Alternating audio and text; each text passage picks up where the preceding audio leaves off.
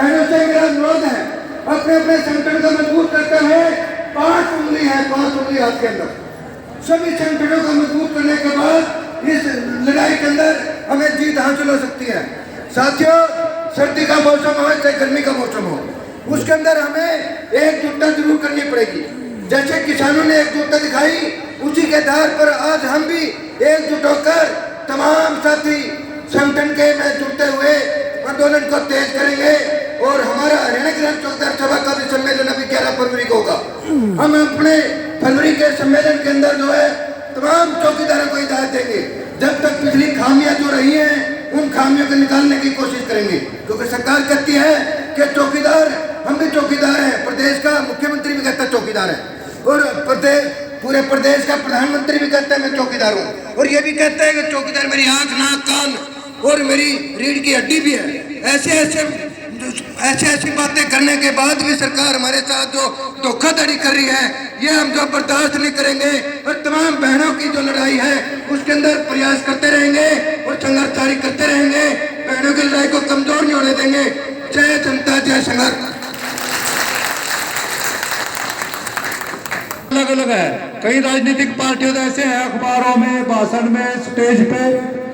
समर्थन देने वाली है। एक पार्टी भारतीय कम्युनिस्ट पार्टी मार्क्सवादी, उसके जिला के सेक्रेटरी हैं अशोक अरोड़ा जी, वो आएंगे, हमारी जो हड़ताल है उसका समर्थन भी करेंगे, और जो आज का आंदोलन है ज्वाइंट, उस पर भी साथी बात रखेंगे। अशोक अरोड़ा जी। इंकलाब जिंदाबाद, आवाज दो, आवाज दो, साझा संघर्ष जिंदाबाद, किसान मजदूर एकता जिंदाबाद, मेहनत कश का भाईचारा जिंदाबाद। आज के धरना प्रदर्शन के अध्यक्ष मंडल, anganwadi worker and helper union के पदाधिकारी और सभी बहनों, आज का जो कार्यक्रम है वो संयुक्त तौर पे अखिल भारतीय खेत मजदूर यूनियन, अखिल भारतीय किसान सभा और centre of Indian trade unions CITU, जिसके आप, और ये कार्यक्रम यहाँ केवल हरियाणा में या करनाल में नहीं है, बल्कि राष्ट्रीय स्तर का कार्यक्रम है। आज का कमर जगलाल भी रख रहे थे कि इसका जो इतिहास रहा है कि 40 साल पहले जो मजदूर वर्ग के साथ ज्यादती हुई थी, जो मजदूर वर्ग के संघर्ष में जो साथी मारे गए थे, उनकी याद में ये आज का दिन किसान मजदूर एकजुटता दिवस के रूप में मनाया जाता है, और हर साल ये मनाया जा रहा है।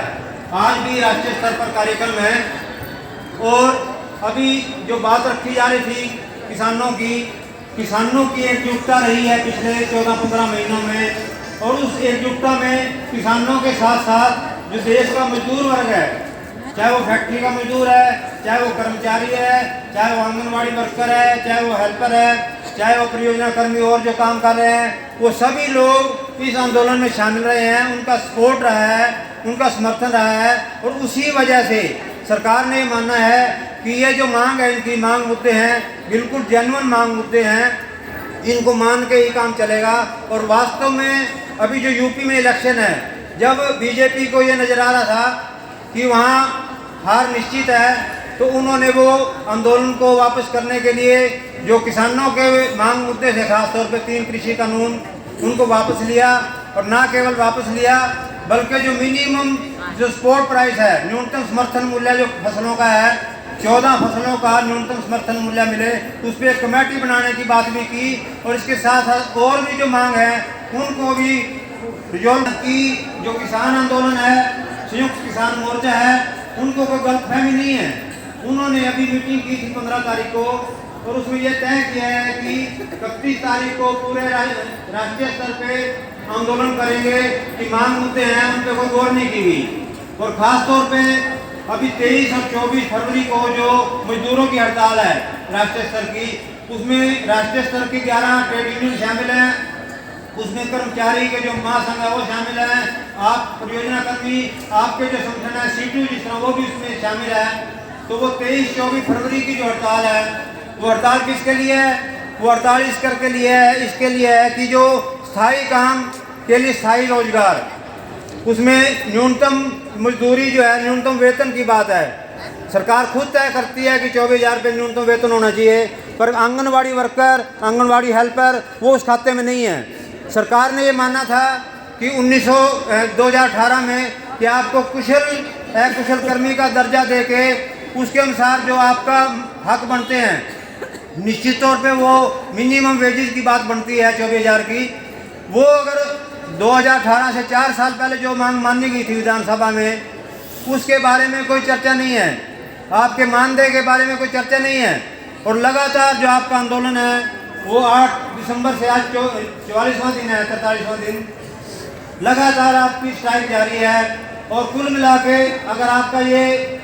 जो जेल भरो आंदोलन है उसमें 40,000 हमारे आंगनवाड़ी वर्कर बहनें और जो हमारे हेल्पर बहनें वो उसमें शामिल रही। उससे पहले 5 तारीख की रैली थी।